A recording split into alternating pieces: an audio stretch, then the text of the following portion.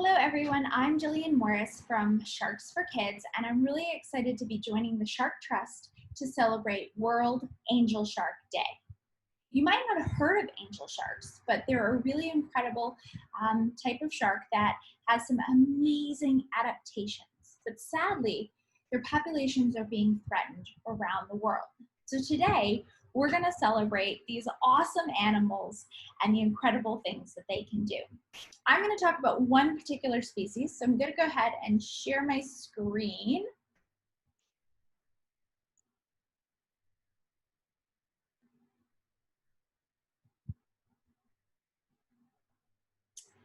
Today, I'm going to talk to you about the Pacific angel shark. Right? Now, you'll notice a lot of things as you're learning about angel sharks are very common among the different species. A lot of the differences have to do with actually their range, right? Where do you find them? First up, if we look at an angel shark, you're probably thinking, doesn't really look like a shark. You're absolutely correct. It doesn't look like what we think a shark should be shaped like. Some of the ones you see behind me, pointy nose, big dorsal fin. But I promise you, they're not a ray. They're definitely a shark. And this particular species is found off the west coast. It's found in the Pacific Ocean, the west coast of Canada, the United States, and Mexico. The photos that I've shown you were taken off California. And so people do see them when they're diving, but you got to look really close because you may have noticed they really do blend in. And I'll talk a little bit more about that in just a minute. Right, so some fun facts. They are a benthic species of shark, which means they're spending time on the bottom. And just, you saw the image I showed, if we go back to it really quickly, their body is designed to be on the bottom. They're really, really flat. They don't have a rounded body. They don't have big rounded fins, right? Their body is designed to do exactly what you see in this image. And they're found in shallow bays and estuaries, kind of rocky reefs and kelp forests. Again, kind of, you could see that in those photos. They're fairly residential, and they seem to show site fidelity, which means they come back to the same area.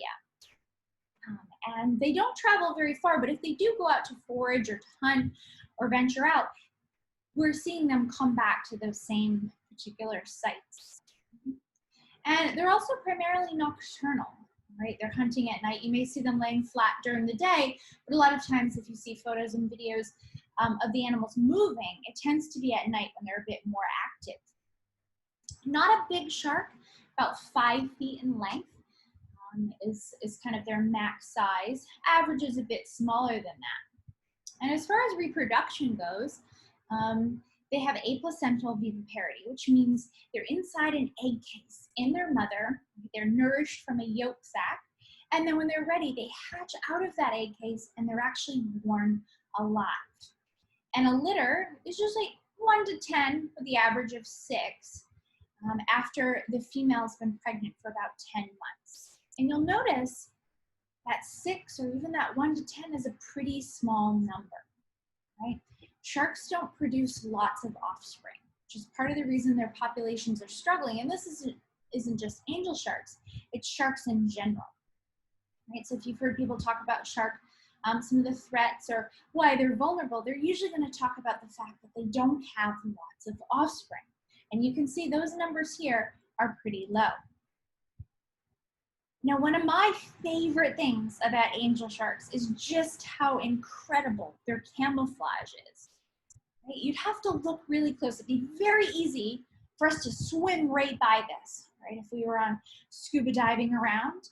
Well, this also benefits them. Larger predators aren't going to be able to see them.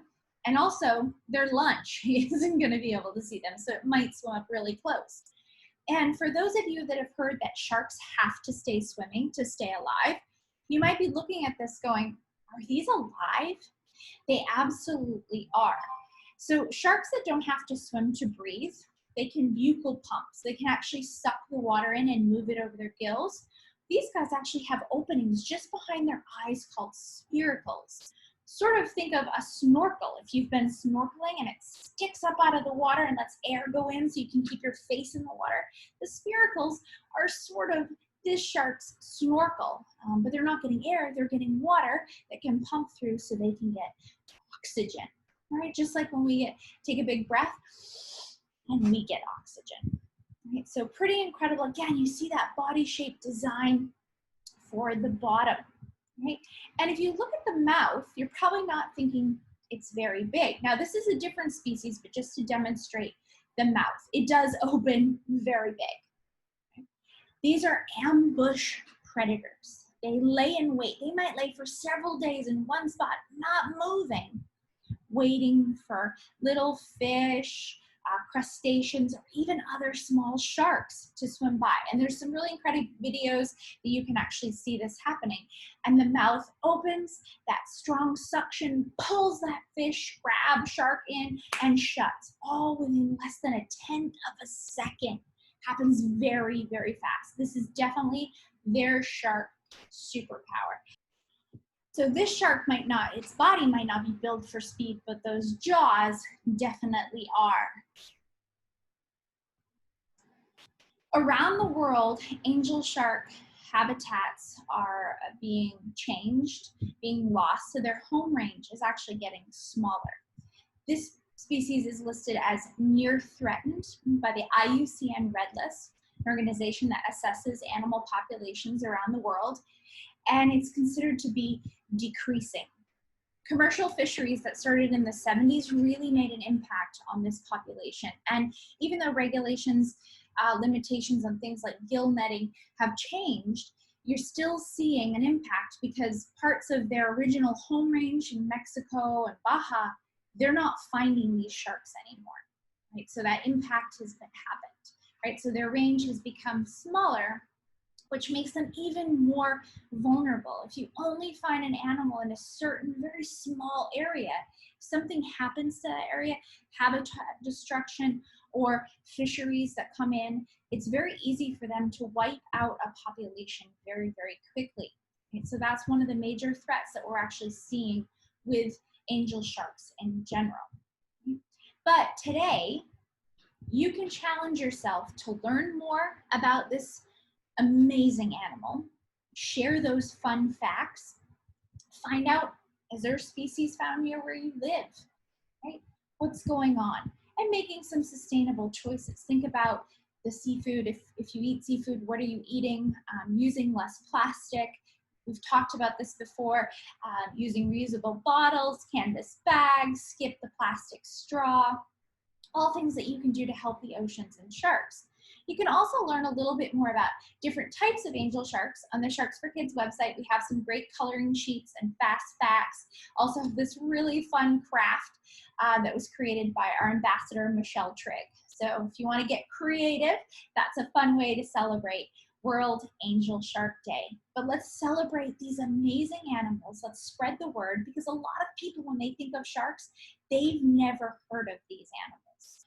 Right? So you can be an incredible ambassador and speak up for angel sharks. You can also learn a lot more with the Shark Trust, great resources, ways to get involved, and help increase better protection for these animals. So thanks you guys for joining me today.